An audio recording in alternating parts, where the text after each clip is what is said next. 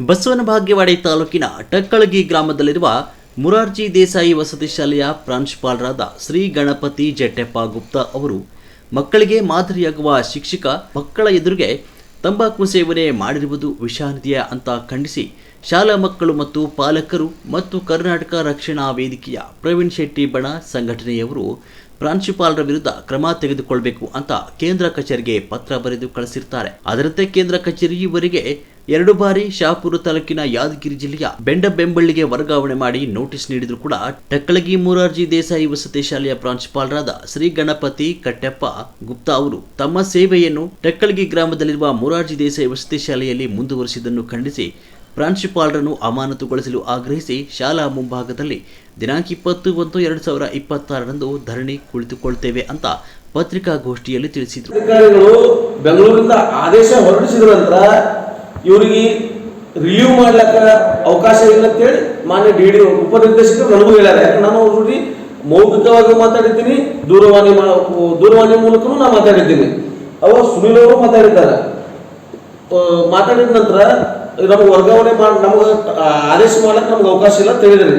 ಅದು ದಯವಿಟ್ಟು ಅದು ಸುಪೋರ್ಟ್ ಪತ್ರಿಕೆ ಪ್ರಕಟ ಆಗಿರೋದು. ಪ್ರಾಂಶುಪಾಲರಿಂದ ಶಾಲೆಯಲ್ಲಿ ತಂಬಾಕು ಸೇವನೆ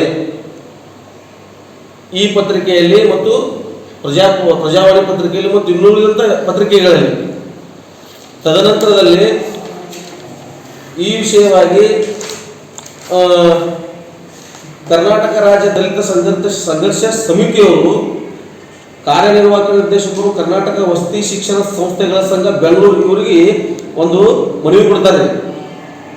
ಮನವಿ ಕೊಟ್ಟ ನಂತರ ಆ ಮನವಿಯನ್ನು ಪುರಸ್ಕರಿಸಿ ಮಾನ್ಯ ಕಾರ್ಯನಿರ್ವಾಹಕ ನಿರ್ದೇಶಕರು ಏನು ವಸತಿ ಶಿಕ್ಷಣ ಸಂಸ್ಥೆಗಳ ಸಂಘದ ಇಡಿ ಇವರೇನು ಆದೇಶ ಹೊರಡಿಸಿದ್ದಾರೆ, ವರ್ಗಾವಣೆ ಆದೇಶ ಹೊರಡಿಸಿದ್ದಾರೆ. ಆ ವರ್ಗಾವಣೆ ಆದೇಶ ಹೊರಡಿಸಕ್ಕೂ ವಿಚಾರವಾಗಿ ಇದು ಸರ್ಕಾರದ ಸುತ್ತೋಲೆಯಲ್ಲಿ ಈ ಸೂಚನೆಗಳನ್ನು ಉಲ್ಲಂಘಿಸಿ ಯಾವುದೇ ಸರ್ಕಾರಿ ನೌಕರ ಕಚೇರಿಯಲ್ಲಿ ಅಥವಾ ಕಚೇರಿಯ ಆವರಣದಲ್ಲಿ ಧೂಮಪಾನ ಮಾಡುವುದು ಮತ್ತು ಯಾವುದೇ ತರ ತಂಬಾಕು ಉತ್ಪನ್ನಗಳನ್ನು ಗುಟ್ಕಾ, ಪಾನ್ ಮಸಾಲ. ಕರ್ನಾಟಕ ರಕ್ಷಣಾ ವೇದಿಕೆ ಪ್ರವೀಣ್ ಶೆಟ್ಟಿ ಬಣ ತಾಲೂಕು ಘಟಕ ಬಸವನಭಾಗ್ಯವಾಡಿ ವತಿಯಿಂದ ಹಾಗೂ ನಡಗುಂದಿ ತಾಲೂಕು ಘಟಕ ವತಿಯಿಂದ ಕೋಲಾರ ತಾಲೂಕು ಘಟಕದ ವತಿಯಿಂದ ನಾವು ಶ್ರೀ ಗಣಪತಿ ಜಟ್ಟೆಪ್ಪ ಗುಪ್ತಾ ಪ್ರಾಂಶುಪಾಲರು ಮುರಾರ್ಜಿ ದೇಸಾಯಿ ವಸತಿ ಟಕ್ಕಳಗಿ ಶಾಲೆ ಇವರ ವಿರುದ್ಧ ಶಾಲೆ ಮುಂಭಾಗದಲ್ಲಿ 20ನೇ ತಾರೀಕು 1/2026ರಂದು ಶಾಲೆ ಮುಂಭಾಗದಲ್ಲಿ ಧರಣಿ ಸತ್ಯಾಗ್ರಹ ಕೈಗೊಳ್ಳಲು ನಾವು ನಿರ್ಧಾರ ಮಾಡೀವಿ.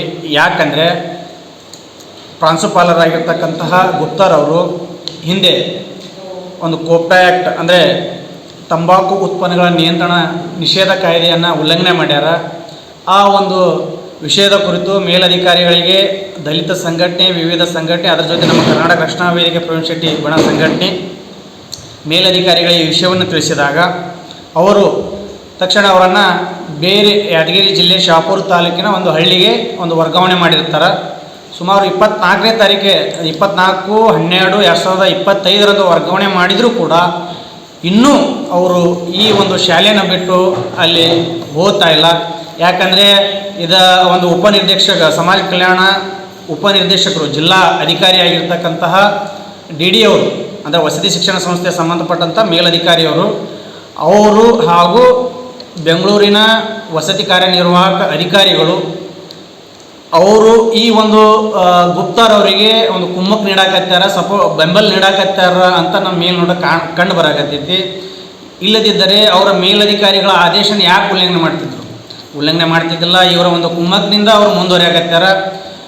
ಅದಕ್ಕಾಗಿ ಇವರು ಕೂಡಲೇ ವರ್ಗಾವಣೆ ಅಷ್ಟೇ ಅಲ್ಲ, ಅವರು ಬೇರೆ ಶಾಲೆಗೆ ಹೋಗೋದಷ್ಟೇ ಅಲ್ಲ, ಅವರನ್ನು ಕೂಡಲೇ ಈ ಒಂದು ತಂಬಾಕು ನಿಯಂತ್ರಣ ಕಾಯ್ದೆ ಏನು ಉಲ್ಲಂಘನೆ ಮಾಡ್ಯಾರ ಪ್ರಾಂಶುಪಾಲರು, ಈಗ ಸಮಾಜಕ್ಕೆ ಮಾದರಿ ಆಗಬೇಕಾಗಿರ್ತಕ್ಕಂಥ ಶಿಕ್ಷಕರು ಈ ರೀತಿ ಒಂದು ತಂಬಾಕಿನ ಸೇವನೆ ಮಾಡಿ ಮತ್ತು ದಾರಿ ತಪ್ಪಿಸುವಂಥ ಕೆಲಸವನ್ನು ಮಾಡ್ತಿದ್ದಾರೆ ಈ ಸಮಾಜಕ್ಕೆ ಅಂದರೆ ಒಂದು ಸಂದೇಶ ನೀಡಾಕತ್ತಾರೆ ಅಂದರೆ ತುಂಬ ಒಂದು ವಿಷಾದನೀಯ.